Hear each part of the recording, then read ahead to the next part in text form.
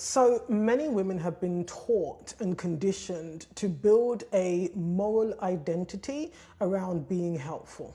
Okay, then they are confused, often frustrated, disappointed when being helpful doesn't produce the authority, the money, or even the power, if that's something they desire, that they thought and were promised it would produce.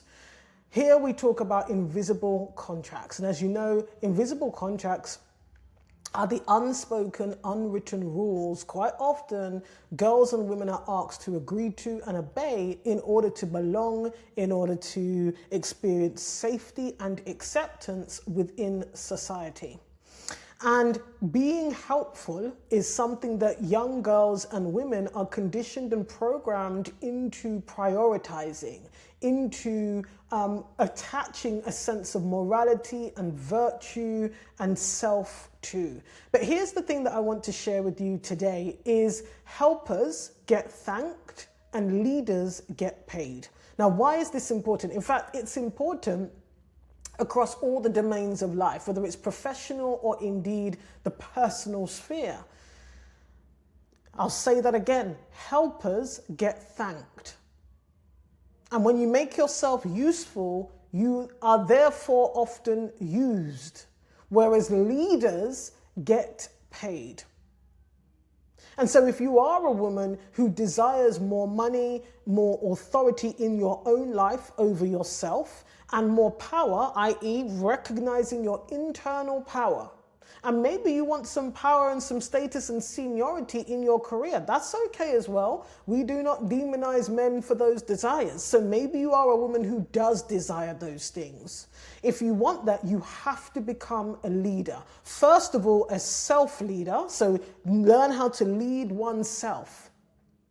Okay, and then also you have to lead in your desires. You have to lead when it comes to your goals and the things that you want in life. And this is something that when I'm doing training and coaching that comes up so much. And I have to share with you, it's one of the single most things that has helped me to get to where I am today. I do not help myself into these next phases and stages and experiences. I lead with my desire. I lead with what I want. I lead knowing that I deserve those things. And in my actions and my habits, I lead myself into whatever it is I want, because leaders get paid. And when I'm talking about payment here, I am not only actually talking about cash money. That payment can be recognition, reward, position, whatever it might be. Respect, beyond basic human respect, of course. Leaders get paid. Now, very recently, I was watching a video on TikTok. I do watch, obviously, a lot of business content because that's the type of content that I tend to enjoy. Now, I try to ration myself because I am a person, as you know, that I'm incredibly... I love business, right? And so if I could split myself 10 ways, I would, to like run different businesses. But anyway, I do try to ration that kind of content. But one of the things I noticed that there was a particular gentleman, he is British, and he's been coming up on my feed quite a bit recently. It seems that from what he's sharing, he's recently sold a business for $10 million, and he's now coming online, obviously, to talk about how he did it, what he's doing. I assume he's probably selling some type of course or community, but that's beside the point. He talks a lot about his mindset. He talks a lot about how he sees money. And you have to see in the comments, especially from women saying there's more to life than money. Why would you share this? I don't want those things, because sometimes some of his videos may feature his home, a car, or he's walking on a beach. And I saw the other day the barrage of comments saying, well, I went into business to help people. I see this so much from women. In fact, in some of my videos where I've talked about money, both on TikTok and on YouTube, there have been women in the comments who've said there's more to life. Oh, you want to oppress other people. Well, not everything is about money. And look, there are plenty of invisible contracts around money and women. This is one of the reasons why I talk about money so openly and help women to identify the invisible contracts that are governing their choices and relationships with money. But let me tell you this, let me share this with you.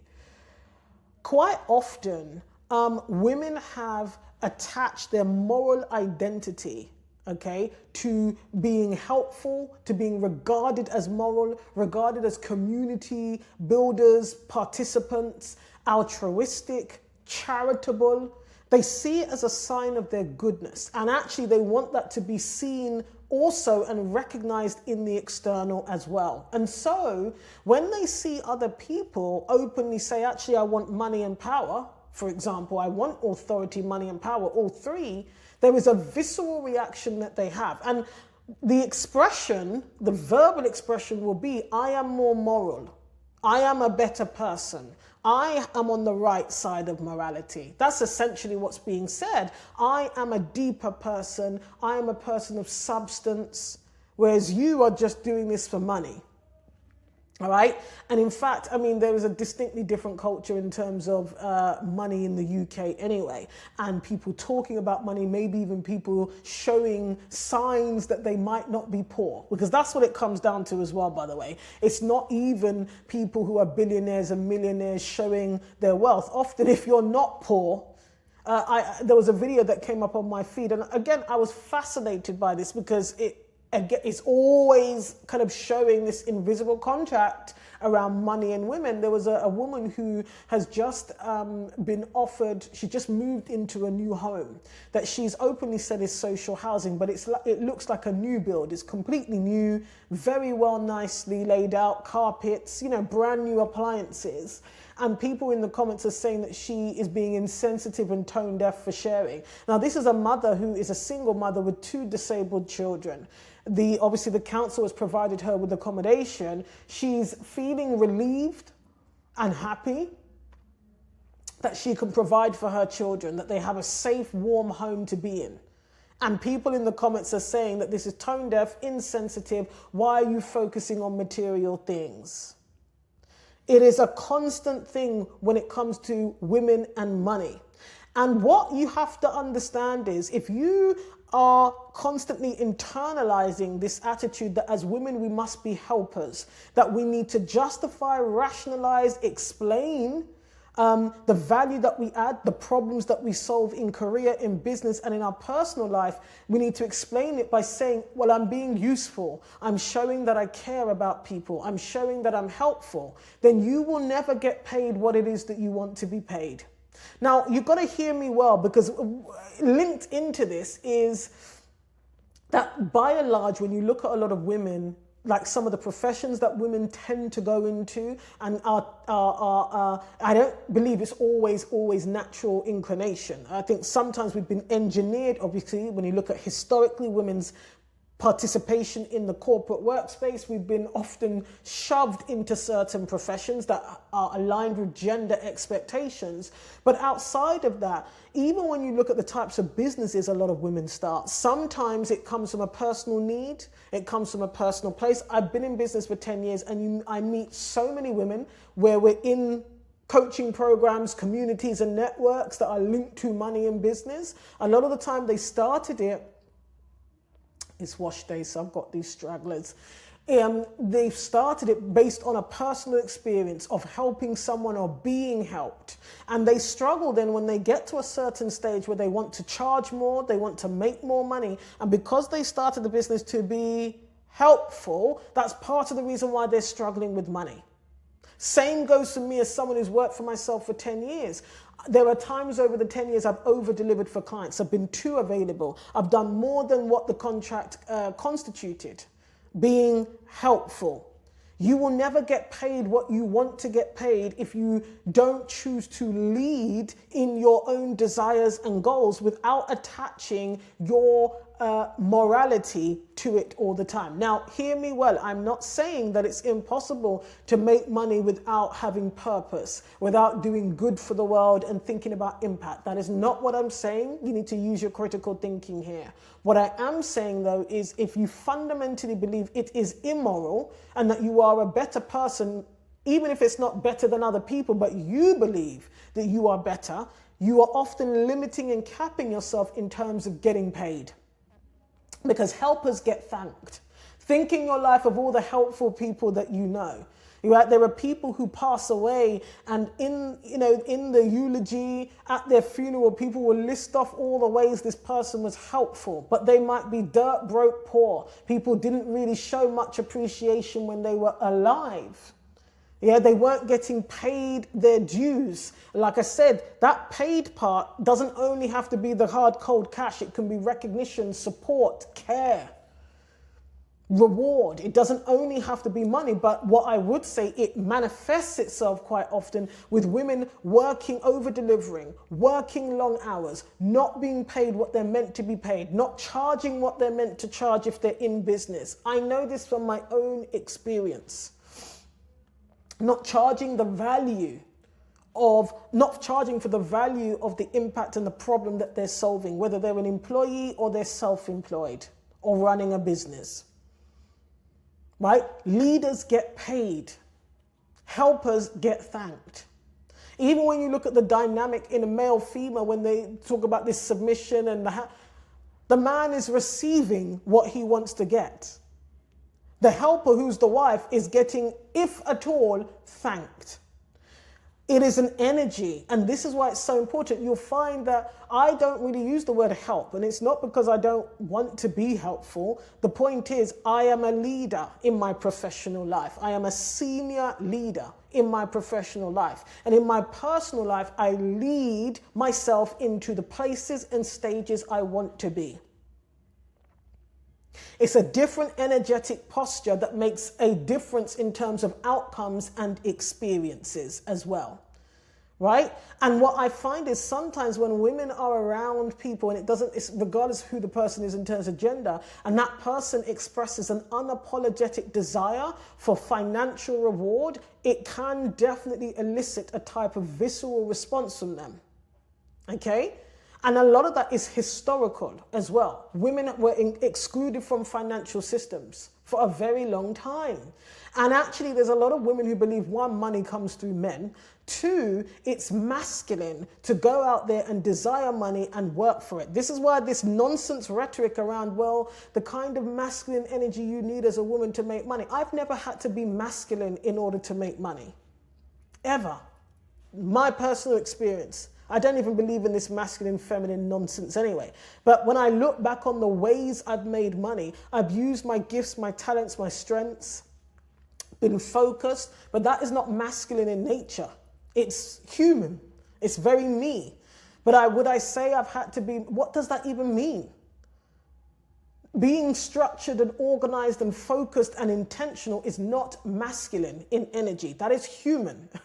That takes into account the breadth and depth of being human. There is no human that can be all the way unstructured, whimsical. No, generally speaking, especially when it comes to functioning like an adult, you need those elements in some measure on a spectrum along the way.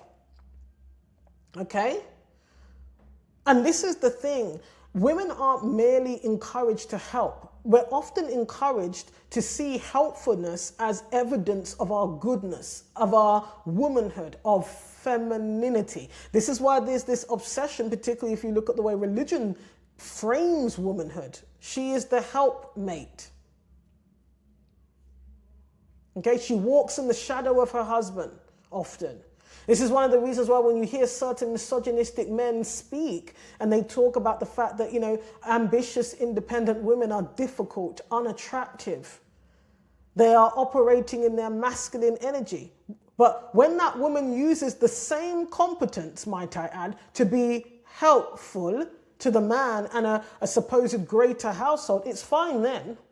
She's using exactly the same skills, but when those skills are being intentionally focused and allocated to a man, then it's okay. It's all right then. It's all right then. Do you see how that works? Do you see how that works?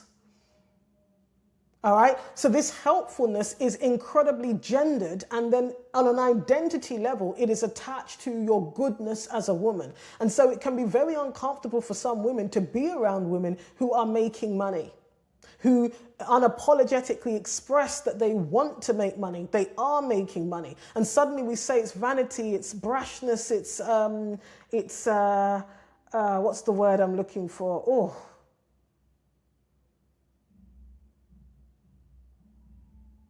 you're bragging, you're showing off. There's a word that is right there in the middle of my brain that's not coming to me, but it's deemed to be tacky, tone deaf. I remember I recorded a video on TikTok months ago. It was one of my early videos. And I talked about what it felt to buy a luxury car in cash. Now, bear in mind, I was talking about this was a past tense experience years ago now. And somebody came underneath and said, this is tone deaf. No, it's not. Just because some people don't have a car, some people can't afford a car, some people have never purchased a car, some people have never purchased the car they really want, and some people have never purchased the car they really want in cash. Me talking about what that felt like, because the whole point of the video I was saying is it's important for women to be resourced so that you can have the things that you want, so that you can have more money than you need, so that you have options and choices to do what you want with the money. For me, my thing is travel, good food, and obviously at the time when I needed a car and was driving, it was a car that I liked looking out the window and seeing. And I have to say, every day when I looked out that window, whether I was driving the car or not, I liked looking at it. And I gave myself that. Okay, so this is why, often you'll hear women, I help people, I serve, I give back, I make an impact, I care. Therefore, I am a good woman. Therefore, I am a good citizen. Therefore, I am good at community. And so when you want money and somebody else expresses that they want money, that they have money, that they enjoy having money, it can feel like a pollution or contamination of that identity. And a lot of women don't realize deep down that is what is happening. And here's the other thing I will say is if you look at other people who have money, and I put that in inverted commas because that's all relative. You know, someone who's got £100 to someone with £1, they've got money. And that person with £100, someone who's got £1,000 has got money. It's all relative. If you harbor these kind of views around morality and money deep down, you are blocking yourself and capping yourself from making more money if that's what you want, or being paid in the ways you want to be paid. Recognition, rewards, seniority, status, whatever it might be. And one of the first steps to actually getting what you want is admitting to yourself what you really want. Because energetically in life, coherence matters. If you're saying one thing on the outside, but you feel a different way on the inside, it won't happen for you.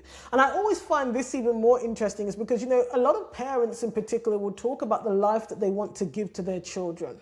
And for the most part, most healthy parents want to give their children a better start in life than they had. They want their children to advance and start on a step up on the ladder beyond.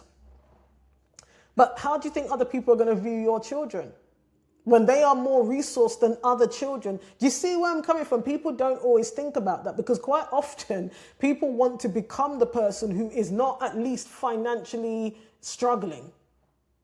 And yet you're harboring these views about people who you assume didn't work for their money, don't deserve the money, or aren't as good because they wanted money because they focused on money.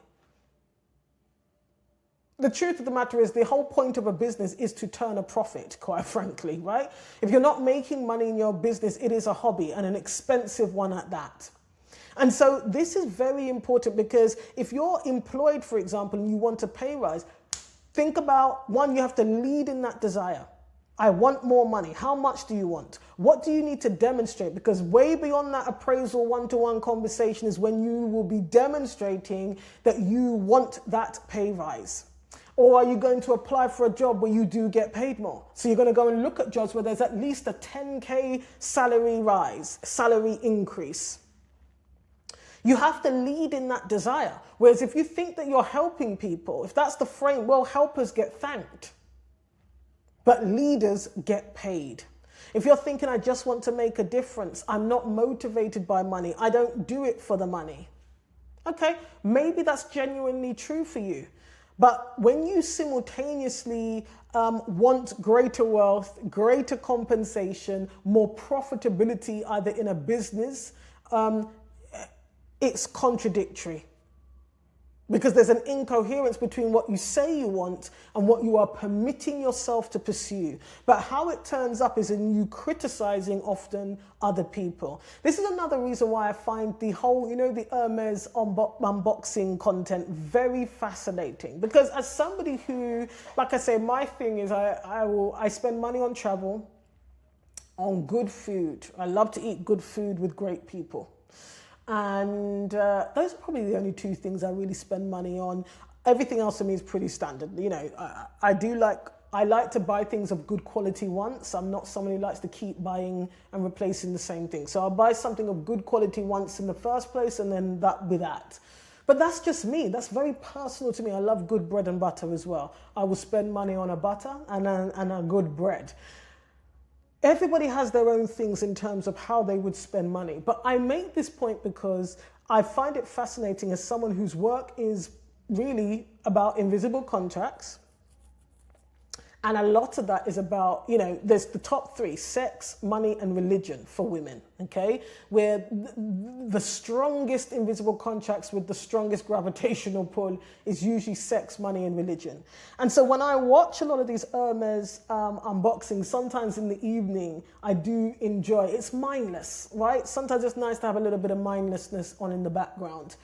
And when I go and look at those comments, because I'm just listening in, sometimes I'm not even really looking at the items because, again, because it's not my thing, like, the little twilly scarves, it is what it is, it's cute, right? But I don't have this very strong visceral reaction to it. I do think sometimes a lot of the items are ugly, that is just me. And also I'm a shoe connoisseur. So for me, I don't really care what the designer brand or label is. I'm looking at the shoe. And sometimes you can tell that people are purchasing things because of the brand name, because the shoe is ugly, period. Now, I digress. My point here is that I will look in the comments and my goodness, the comments from women about, vanity, frivolity, waste. Women will literally say, they literally will say, they've never met this woman before. There's a deep void within you. I can tell you're not happy. You can't be happy. There's more to life. Life is all about family. And this always cracks me up as well because it always gets linked into having children, having a husband. Those things are more important than what, a bag?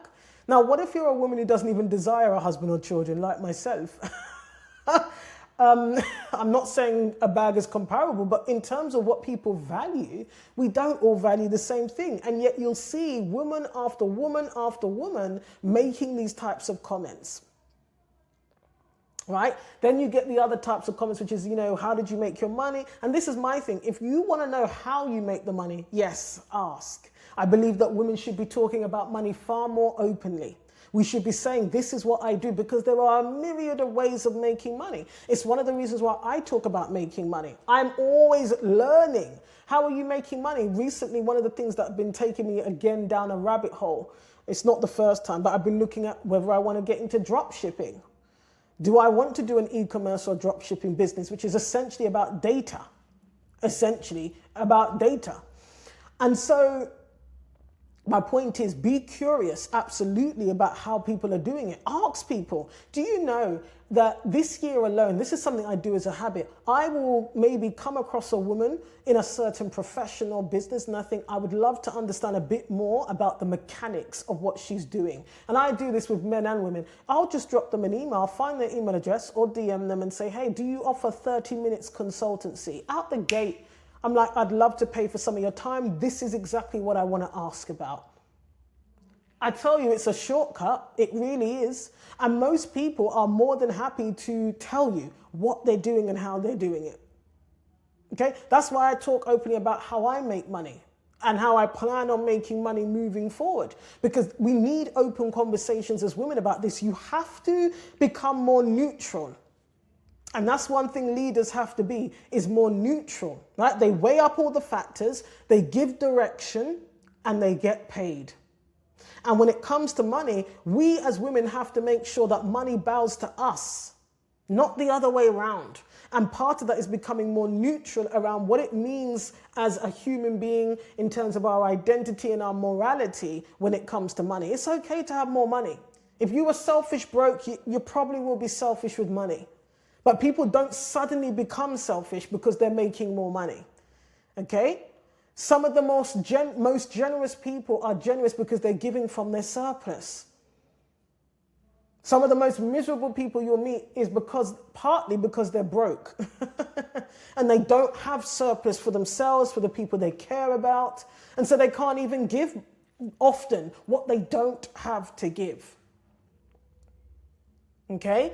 Helpers respond to people's needs. Leaders decide what outcomes they're producing. Helpers often wait to be asked. They're often grateful to be asked. Leaders create propositions. Helpers demonstrate usefulness. Leaders establish their value. They lead with the value. Helpers hope somebody notices them and how much they're contributing. Leaders make the commercial case. Helpers say, look how much I've done. Look what I did for you. Leaders say, this is what my contribution is worth. And that's why helpers get thanked and leaders get paid. And as you're listening to this, you might see some of these signs in yourself, in your career even. Are you showing up and leading in your career, in your job role? Are you establishing your worth? Are you stating your contribution? Are you leading in outcomes? And you can do that whatever your job role is, by the way. Even if you're entry, you can start to operationally, energetically show up in this way. It's one of the things I train people on in my corporate job. I love what I do, but it's also incredibly frustrating because often I am looking at a woman who has the capacity. But that helper energy, that notice me energy, or why isn't this enough? I'm a good person, I'm working extra hours, why isn't this enough? No. That is not what gets you paid. It's not what gets you paid. It's not what gets you paid. If you don't talk about what you're doing, if you cannot articulate the business transformations, the things that you're delivering and how that impacts the bottom line, you will not get paid in the ways that you want to get paid. And like I say, this is more than just about the money itself. And so when you see other people online showing up and leading in expressing themselves, leading in communicating, that's why they get paid. It's not because they're not being helpful. And in fact, when you lead yourself and you get paid, you can be more helpful, ironically. Right? One of the reasons why I can show up like this online is because I am a leader. I lead. That allows me often to be helpful because I get paid. Right? I didn't ask for permission to start sharing this body of work publicly. I didn't ask for permission. I don't sit here and think, I hope someone will notice my work. Look how much I'm doing, notice me. No. I establish my worth. I lead with my value. That's why I show up here daily. Right? No one gave me permission. I don't wait for that permission.